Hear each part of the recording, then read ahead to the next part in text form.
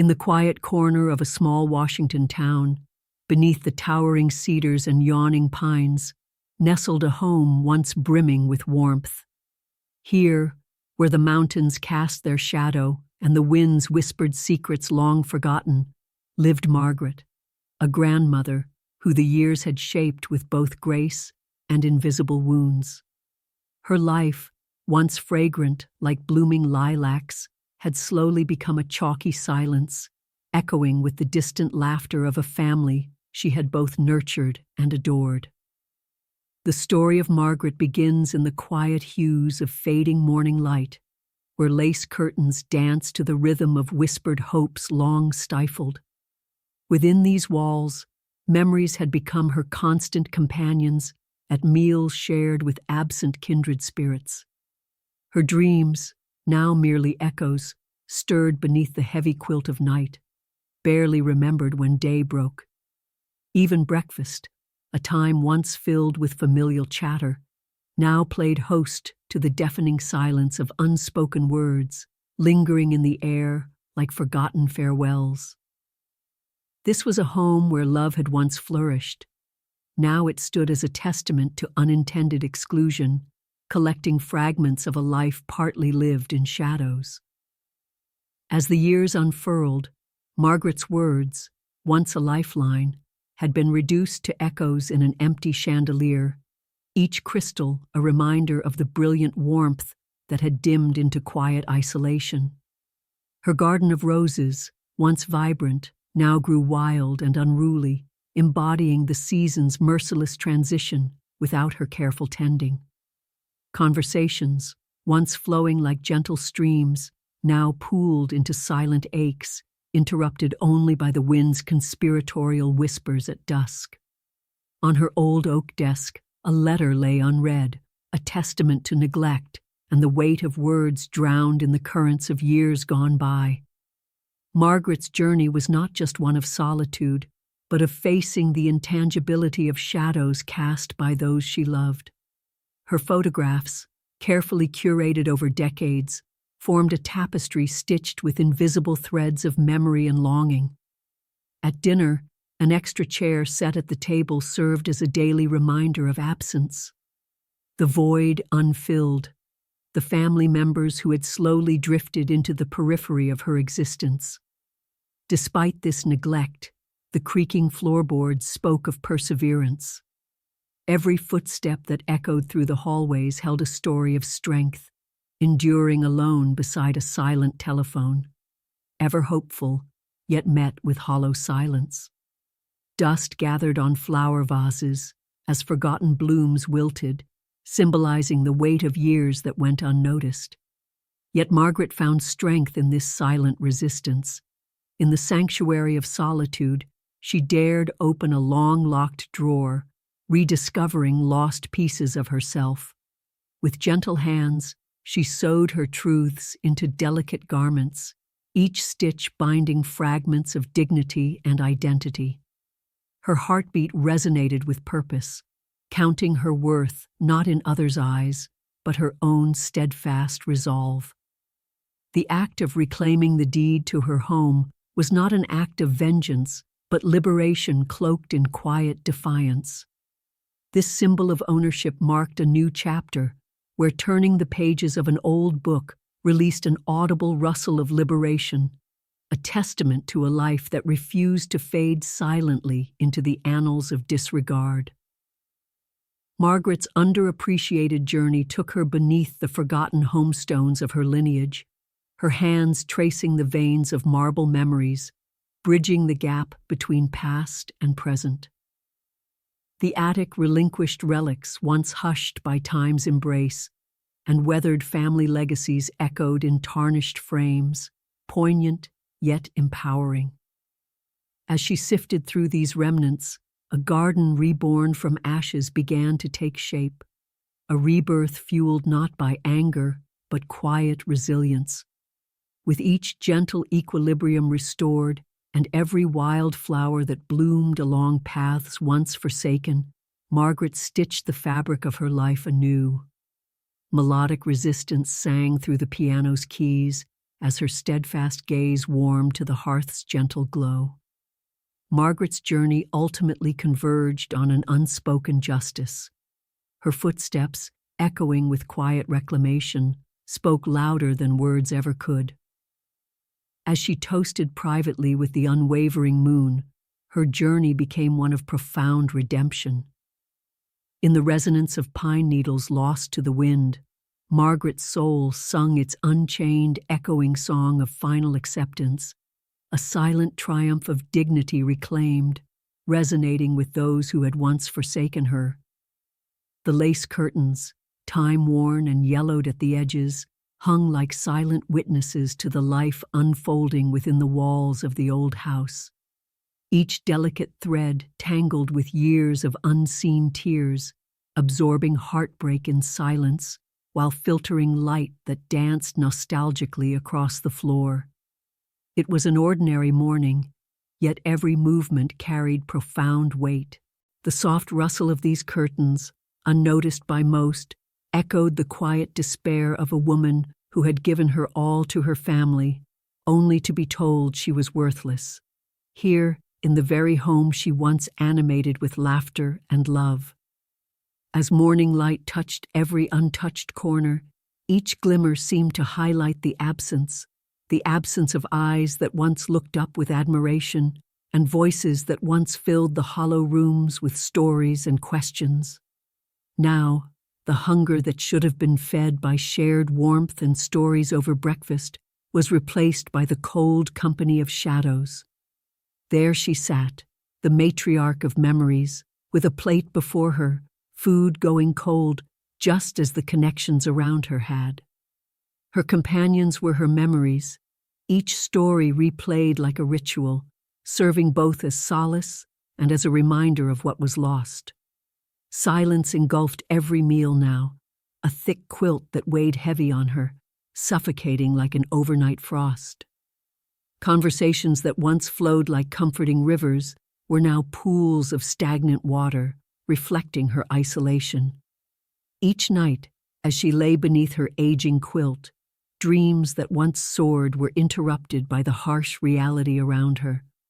The warmth that should have wrapped around her like a trusted friend, instead felt like a deceitful weight, pressuring her to suffocate under its pretense of comfort. Each sunrise brought with it the same silence as she prepared breakfast. The clang of utensils, the clatter of dishes, all resonating louder in the absence of love's chatter. Words unspoken hung in the air, heavier than any fabric could bear. Her thoughts drifted back to times when breakfast was a symphony, not just a routine. Yet now, it seemed, the table itself sat in judgment, a cold and indifferent entity amid a host of whispering regrets and unfulfilled promises. As she moved through her days, she collected fragments, not of cherished mementos or relics of love's labor, but of unintended exclusions, moments when she was there but invisible. These were not tangible items, but emotional echoes, a conversation she wasn't part of, a family decision made without her input, and invitations that never materialized. Each fragment, though seemingly insignificant to those around her, filled her pockets until they weighed her down, serving as stark reminders of the life's participation that had been wrestled away from her. And yet, despite the heaviness of these collected remnants, there was a subtle rebellion simmering beneath her gentle demeanor. As she sat, staring at those faded curtains, she felt a surge of quiet resistance. This house, these rooms, these memories, they belonged to her as much as she had once belonged to the family she built inside these walls. Each thread of the curtain seemed to whisper that the strength she bore in silence was not weakness, but a resolute declaration of her inherent dignity. She was not a relic of the past, but a living testament to endurance. And as the lace curtains sighed in the morning breeze, they seemed to murmur assurance that justice need not scream to be heard. She would claim back what was hers, not through confrontation, but through a poignant act of silent assertion. The family room had always been where life happened, the heart of the house, echoing with laughter, music, and sometimes the overwhelmingly loud silence of words unspoken. Suspended above this space was the chandelier, its crystals now dulled, collecting dust like fragments of memories forgotten.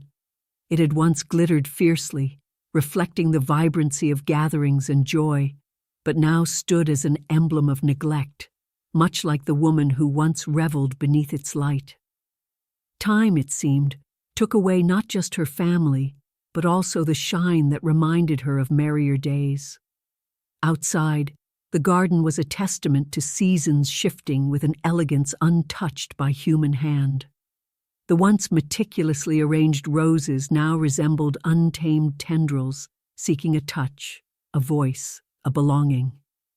Much like her journey through years of silence, they persisted, even when neglected, marking time with the blooms of resilience and the wither of forgotten care. Nature, unlike human relationships, neither protested nor ceased. It continued its cycle, reflecting an inner truth she now embraced, that sometimes, moving with life's flow meant accepting the chaos without succumbing to its despair. Inside, the air was heavy with words she longed to say, now trapped between the walls. Conversations unheld echoed louder than screams, dwelling in the corners and shadows.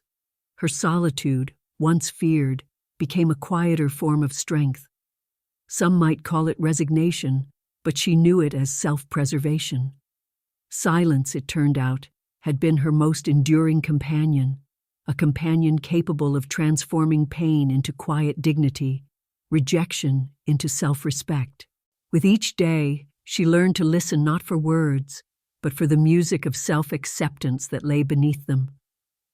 The wind danced playfully at dusk, carrying whispers of hope mingled with the scent of fresh earth and aged leaves. It seemed to hold secrets spoken only in nature's tongue, a language she was beginning to understand and appreciate. Her solitude allowed her to hear these whispers, stories of endurance and silent heroism she could claim as her own. Much like these whispers, she had stories still untold, strength in silence that needed no audience to be validated. Atop an old oak desk lay a letter, strategically positioned and deliberately ignored. Its creases and folds bore testimony to unread confessions, pledges unfulfilled, and bonds broken by haste and harsh words. It spoke of worth, not her lack thereof, as her daughter had accused, but a worth far deeper than titles or acknowledged roles. The letter's mere presence was a constant reminder, a commitment to herself to cherish her story, regardless of who acknowledged it. Through this, she found her identity again, claiming it back one step at a time. Her house, its rooms filled with shadows and light, cries and whispers, echoed her inner journey. No longer a burden, she realized she was a woman defined not by her family's transient affections, but by her indefatigable spirit. The weight of unheard words, while immense, cradled her awakening. Justice was not in loud reparations, but in the silent reclamation of her space, her name, her life. It was enough, for in the quiet, she had finally found her voice. Evening hushed the edges of the room, the last glow of the sun pulling long shadows over faded wallpaper. Each step Vivian took on the creaky floorboards echoed like distant memories, nudging her back to places she thought she'd escaped. The house, once bustling with laughter and the warmth of family, now stood solemn, an empty vessel waiting to be filled with something beyond abandonment. The dining table, with its gleaming surface worn smooth by years of hands resting, stories told, and birthdays celebrated, held its own kind of silence. Every evening, without fail, Vivian would set an extra chair at the table, a faint nod to those who had once sat there with her.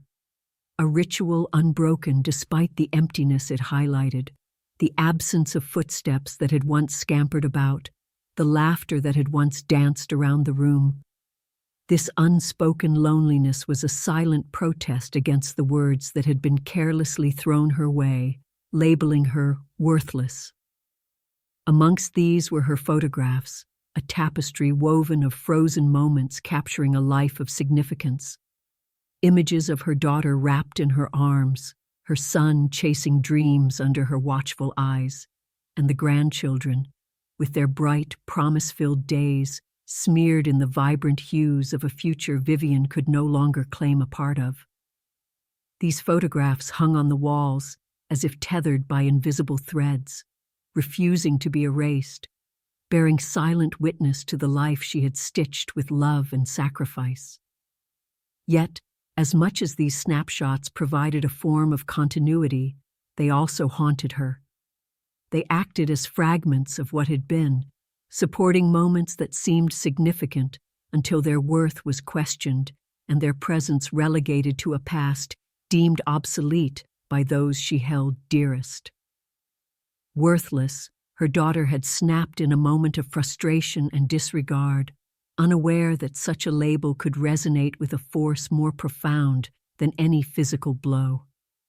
As night folded into its depths, the familiar creak of the floorboards underfoot, intimate yet impersonal, echoed in Vivian's ears. The house spoke to her in these sounds, marking time like a grandfather clock ticking away in the corner, counting down yet another day of solitude.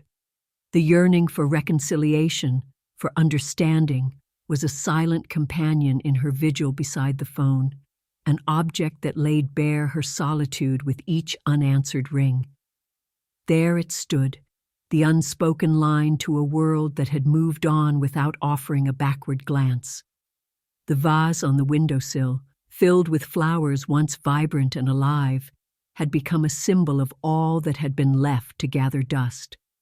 Forgotten blooms served as a poignant reminder of memories left to wilt, surrounded by a slow decay that creeps up unnoticed. But there, amidst the neglect, lived a sliver of resilience, a determination not to let her story end with her marginalization. In the silence enveloping the house, Vivian found a rare kind of power. This was not the silence of defeat, but the silence of reflection, a space where dignity held its ground.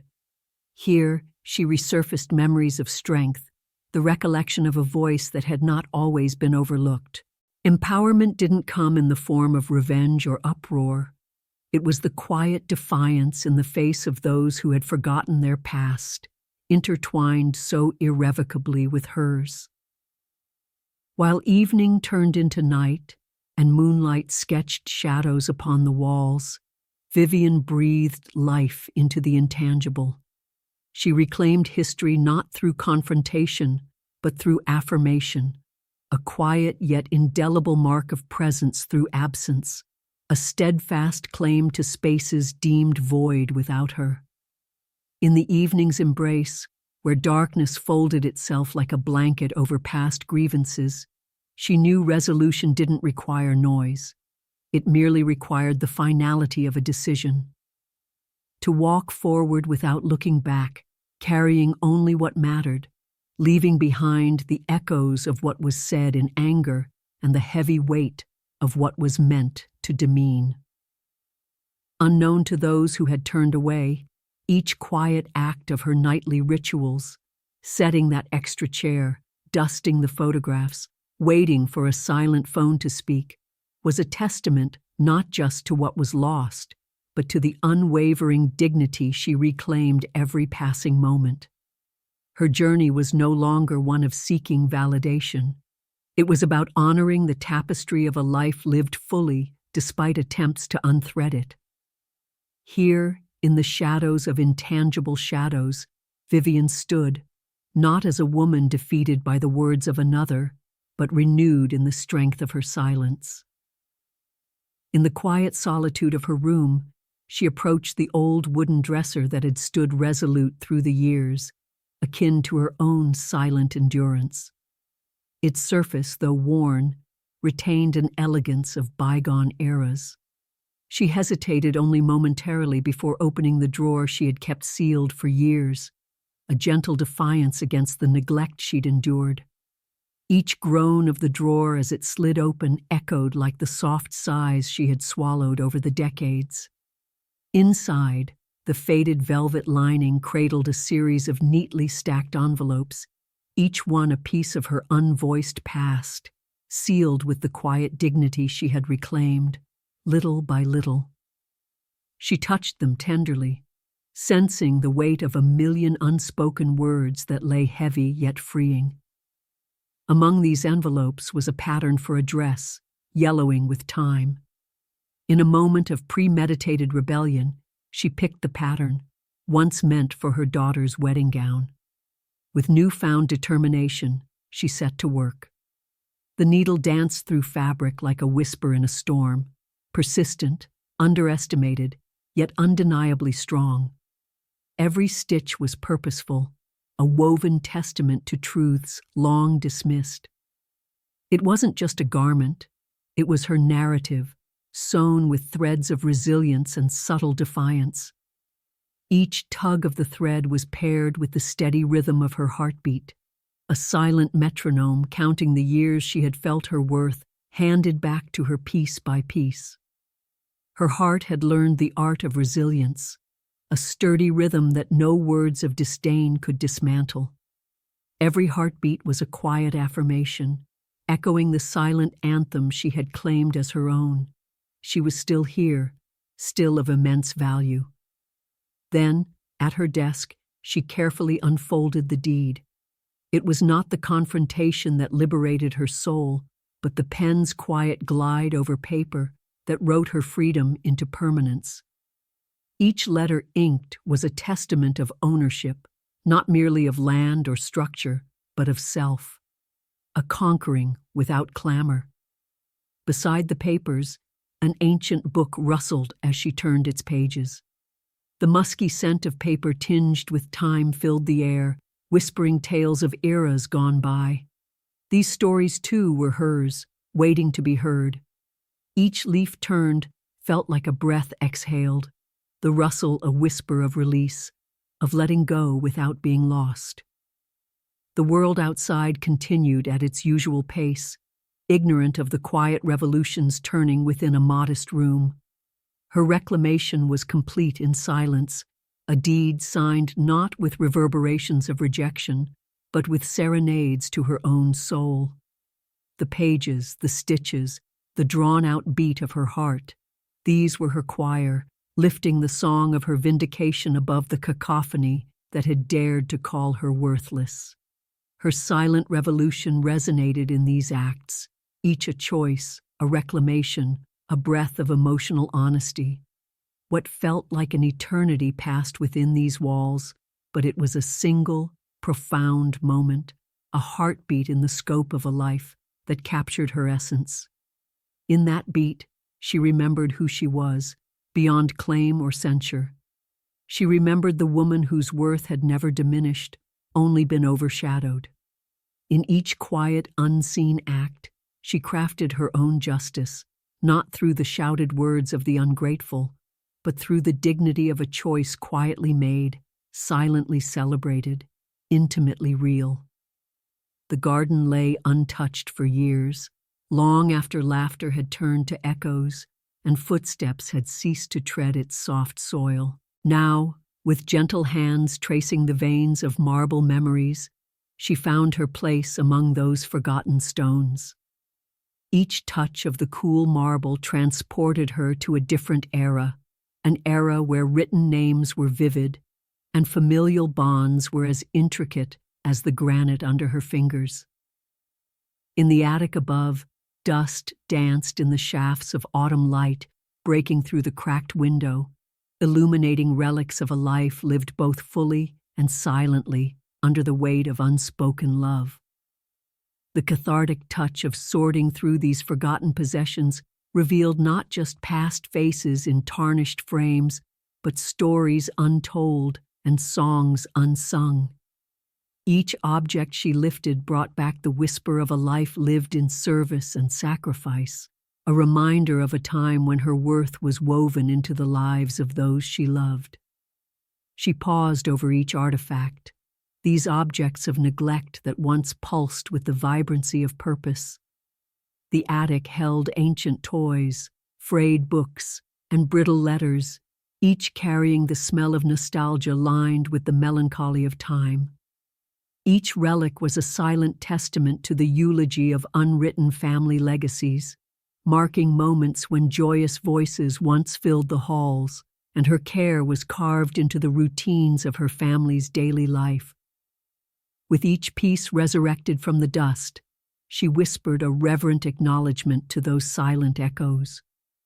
Here was the brush with which she had combed her children's hair, the cookbook pages marked with smudges of ingredients meant to nourish not just body, but soul. Each memory unfurled into the room, forming a tapestry woven with threads of sacrifice and steadfast care, yet tinged now with an aura of unappreciation. As she sorted, the faces from the past emerged from tarnished frames, almost alive, bearing witness to the years when she had been the silent current flowing through their lives. These images of her with children clinging to her knees, of family gatherings where she stood slightly apart yet deeply within every moment, reminded anyone who cared to look beyond her supposed worthlessness of her undeniable imprint. In the garden again, she bent down, her fingers tangled in the roots of stubborn weeds. From beneath the ashes of indifference grew small, resilient buds, green shoots determined to break through the surfaces of neglect. She envisioned a garden reborn, as vibrant as those eternal promises of spring. In the same way, she too was clawing her way back to a place of self-worth. This act of reclaiming her space, her story, was a quiet rebellion against years of feeling forgotten and devalued. It was not overt triumph she sought, but a space where dignity blossomed anew. The garden would become an emblem of her silent protest, its roots as resilient as her resolve, each new leaf a testament to her enduring strength and her silent, powerful defiance. In these sacred spaces of attic and garden, she rediscovered a truth long buried beneath the disillusionment of words intended to wound and hearts turned to stone. She was reclaiming the house, but more importantly, she was reclaiming herself. Without raising her voice, without demanding what should have been freely given, she was finding justice not through confrontation, but through quiet resilience. Her heart, like the garden, learned to bloom again, void of bitterness, filled only with the resolve of renewal. As evening shadows folded over the day, she stood near the garden's edge, knowing no further proclamation was necessary. Her worth, her story, lay not in words spat in anger, but in the tangible resurrection of her dignity. In every stone laid, every frame dusted, and every root pulled from the earth, she was finally seen not just as worthless, but profoundly worthwhile. In her hands was the deed, both symbolic and literal, claiming not just land, but her rightful place once more. The room was filled with warmth, although it was not from the crackling hearth that Anna had tended to for years with careful hands. It was a different kind of warmth, the silent, enveloping kind that springs not from the fire of the hearth, but from the quiet fire within.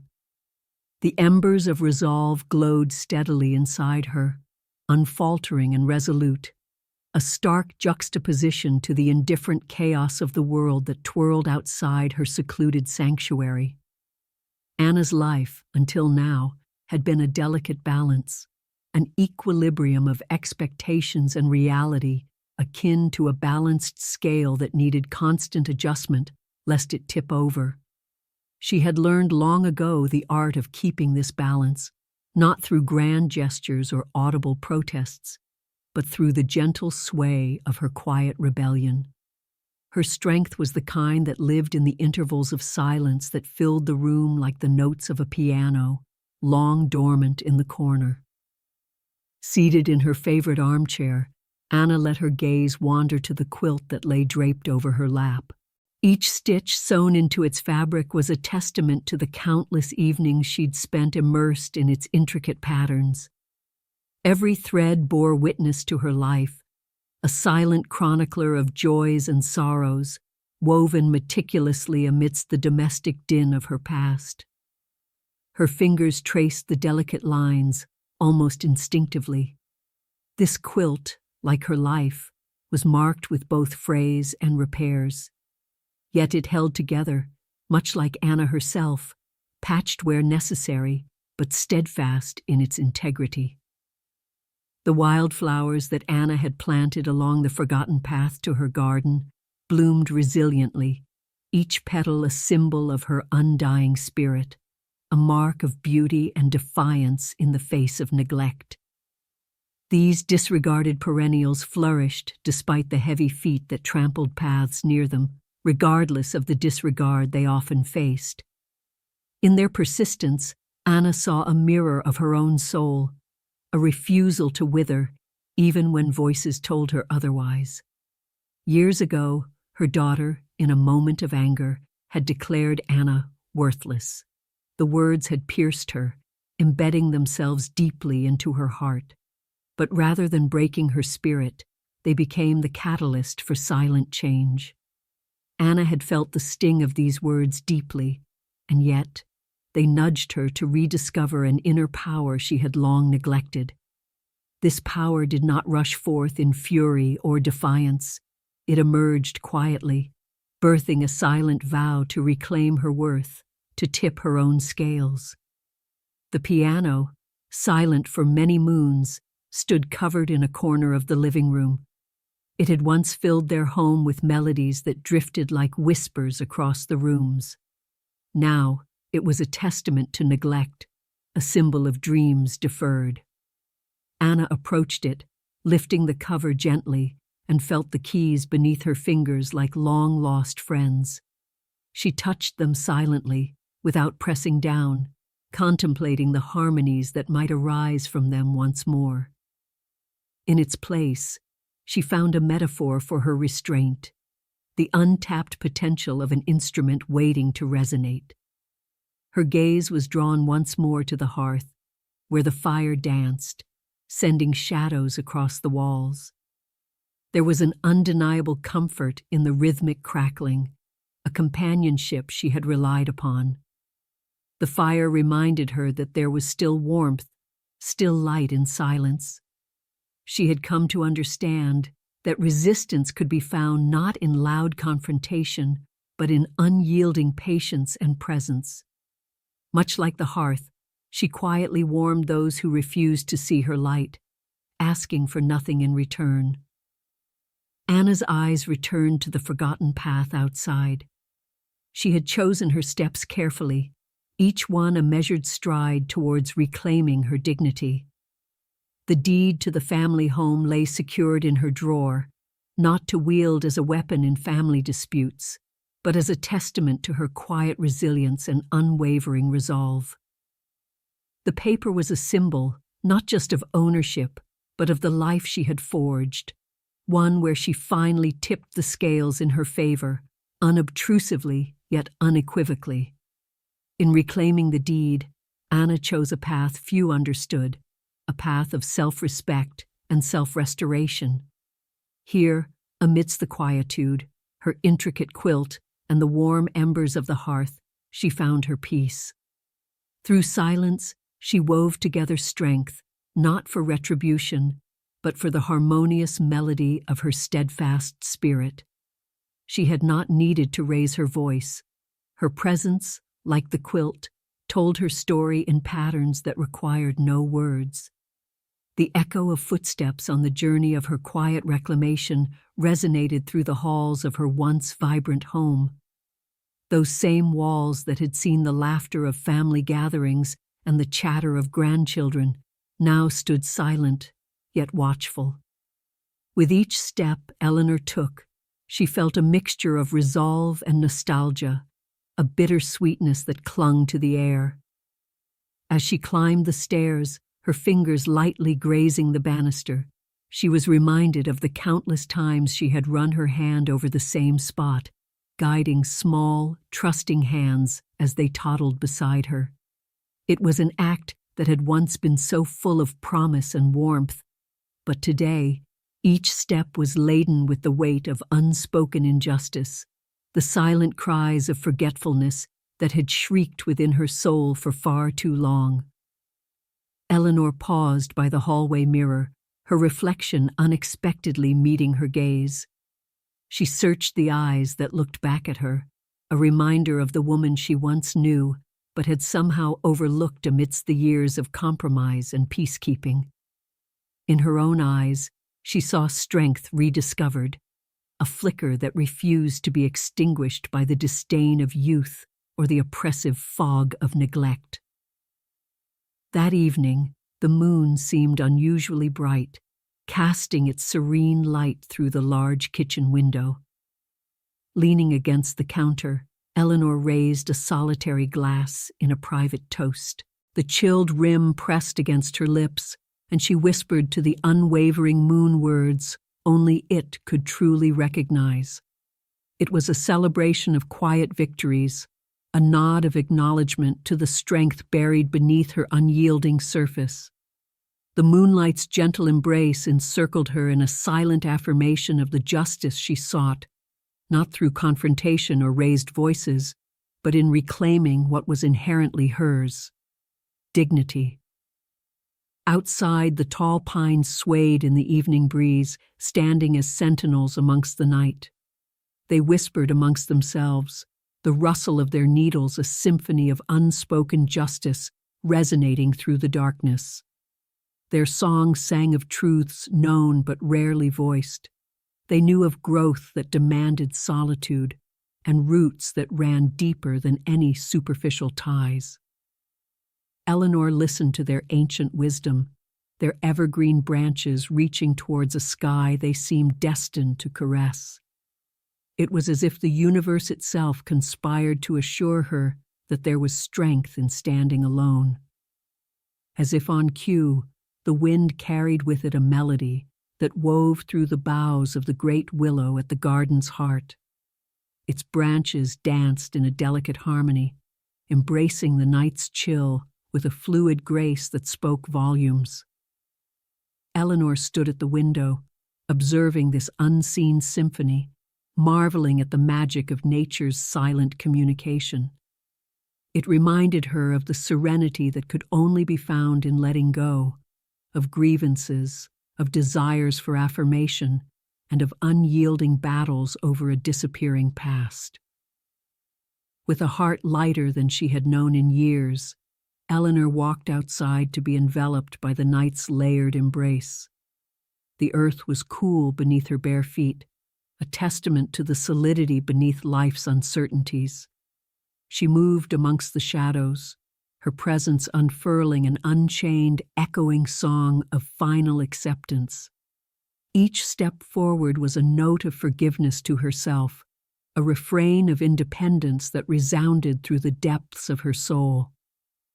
The journey of reclaiming the deed had been more than just an act of property. It was a reclamation of self, a defiant stand against being merely a peripheral figure in her own life.